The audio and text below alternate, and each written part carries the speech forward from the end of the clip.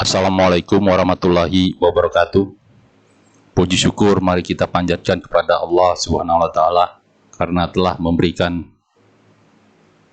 kepada kita semua nikmat sehat serta nikmat iman sehingga kita dapat berkumpul di tempat yang insya Allah mulia ini. Shalawat serta salam semoga tetap tercurahkan kepada junjungan kita Nabi Agung Muhammad Shallallahu Alaihi Wasallam yang telah membawa kita dari zaman jahiliyah menuju zaman ilmiah yang terang benderang seperti sekarang ini. Juga kepada keluarga, sahabatnya, serta para pengikutnya sampai kepada umatnya. Amin ya rabbal alamin. Baiklah, kita memasuki mata kuliah teknik lingkungan pertemuan kelima, rekayasa lingkungan. Rekayasa lingkungan. Lingkungan hidup adalah semua benda, daya, dan kondisi yang terdapat dalam suatu tempat atau ruang tempat manusia atau makhluk hidup berada dan dapat mempengaruhi hidupnya di bumi ini. Rekayasa lingkungan, upaya sadar manusia untuk merekayasa hubungan timbal balik antara manusia dengan lingkungan dengan tujuan untuk kesehatan masyarakat dan lingkungan. Rekayasa lingkungan adalah ilmu yang mempelajari tentang tata cara merencana dan membangun konstruksi yang dapat mencegah terjadinya pencemaran lingkungan dan kerusakan alam, seperti membangun saluran air limbah dan IPAL, instalasi pembuang air kotoran pada suatu pabrik.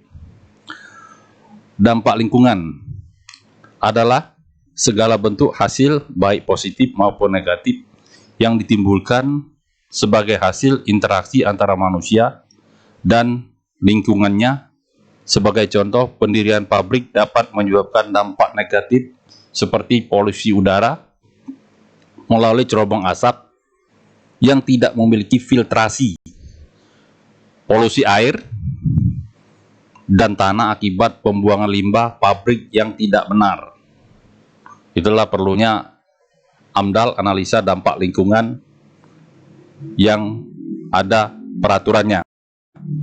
Kenapa belajar rekayasa lingkungan? Itu ada tanda tanya 3 kali. Setiap kegiatan pembangunan yang dilaksanakan pasti menimbulkan dampak terhadap lingkungan, baik dampak positif maupun dampak negatif. Yang perlu diperhatikan adalah bagaimana melaksanakan pembangunan untuk mendapatkan hasil dan manfaat yang maksimum dengan dampak negatif terhadap lingkungan yang minimum. Jadi diminimalisasi terhadap lingkungan itu dampaknya. Teknik bagaimana? Ada teknik lingkungan, mata kuliah kita. Rekayasa lingkungan berhubungan erat dengan kesehatan manusia. Teknik sipil merekayasa secara teknis konstruksi atau bangunan untuk mendukung kesehatan masyarakat.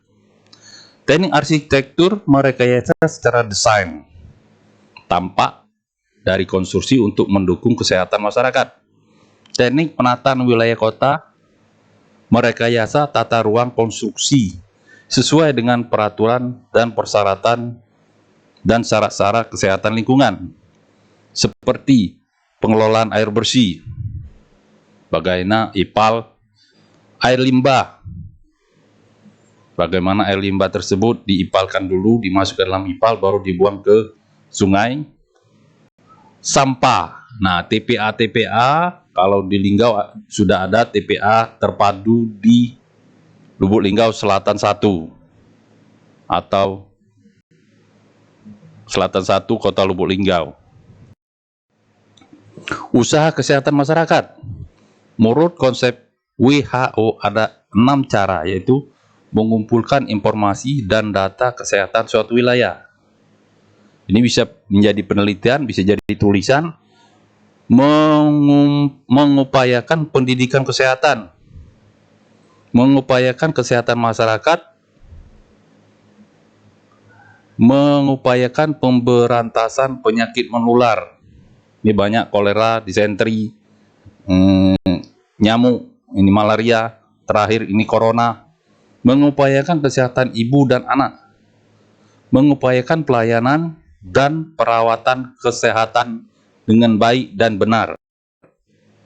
Usaha kesehatan masyarakat menurut Undang-Undang Republik Indonesia Nomor 23 Tahun 1992. Kesehatan keluarga, 1. 2. Perbaikan gizi.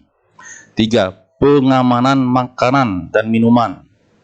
Jangan terhinggap oleh lalat, binatang-binatang lain, lalat dan tikus. Kesehatan lingkungan, kesehatan kerja, ini perlu juga. Kesehatan jiwa, nah ini tidak gila kalau nomor 6 ini. Pemberantasan penyakit, penyakit kolera, disentri, corona, terakhir kata Bapak tadi. Penyembuhan penyakit dan pemulihan kesehatan. 9. Penyuluhan kesehatan masyarakat. 10. Pengamanan kediaman farmasi, kesediaan farmasi, dan alat kesehatan. 11. Pengamanan zat adiktif, radioaktif ini. 12. Kesehatan sekolah. Kalau sekarang perlu cuci tangan, mau masuk ruangan perlu cuci tangan, perlu disinfektan. Kesehatan olahraga. Nah, di Lubuk ada TOS, ada GOR, itu dimegang TOS di Lubuk Selatan 1, perbatasan dengan Lubuk Timur 1. Pengobatan tradisional, ini jamu-jamu. Jamu-jamu tradisional, ini pengobatan tradisional. Bahkan paranormal ini. Percaya atau tidak itu, tergantung orang-orangnya. Kesehatan mata, nah mata ini harus sehat juga ini. Ini kesehatan mata, kalau tidak sehat tidak bisa nabrak kemana-mana. Ini orangnya. Usaha kesehatan lingkungan. Usaha kesehatan lingkungan mencakup program penyediaan air minum, air bersih. Ini beda air minum dengan air bersih. Kalau di Kota Lubuk Linggau sebatas air bersih, bukan air minum. Di Arab Saudi sudah ada air minum, namanya Zam-Zam, air Zam-Zam, bisa dimandi, bisa diminum. Pengelolaan dan pembuangan limbah cair, IPAL, gas, dan padat. Pencegahan kebisingan. Kebisingan dari kendaraan, dari pabrik-pabrik. Pencegahan kecelakaan. Ini andalalin. Pencegahan penyebaran penyakit melalui air, udara, makanan, dan vektor. Pengelolaan kualitas lingkungan, air, udara, makanan, pemukiman, dan bahan berbahaya.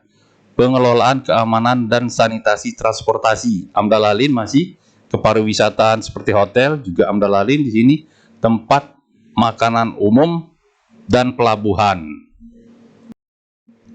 Upaya rekayasa lingkungan selanjutnya, rekayasa pencemaran atmosfer udara, pengendalian vektor penyakit, pengelolaan pencemaran udara. Nah, ini pencemaran udara, ini corona, penyakit corona ini ada di 1-2. Rekayasa pencemaran air, pengendalian vektor penyakit, penyediaan air bersih, pengelolaan air limbah, drainase air hujan, dan pembuangan. Plumbing ini khusus di gedung, pemipaan mulai dari air bersih, air kotor, kemudian termasuk juga AC. Rekayasa pencemaran air tanah, pengendalian vektor penyakit. Nah ini. B. Pengelolaan limbah padat domestik. C. Pengelolaan limbah B3.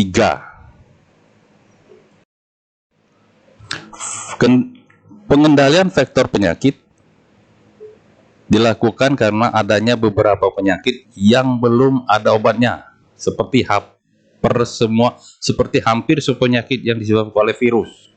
Yang terakhir virus corona, alhamdulillah sudah ada vaksinnya itu. Tapi hati-hati vaksin, kalau ada penyakit lain itu bisa terkontaminasi, dia harus diperiksa dulu. Tidak ada penyakit lain, kalau ada penyakit lain tidak boleh divaksin corona. Obat yang ada belum bekerja secara aktif. Ada beberapa jenis penyakit yang dapat atau berasal dari hewan sehingga sulit dikendalikan. Ini nyamuk ini sering menimbulkan cacat seperti filariasis dan malaria. Nah, ini nyamuk. Ada beberapa penyakit yang cepat menjalar karena faktornya dapat bergerak seperti insekta yang bersayap. Ini nyamuk yang bersayap ini. Pengendali vektor penyakit.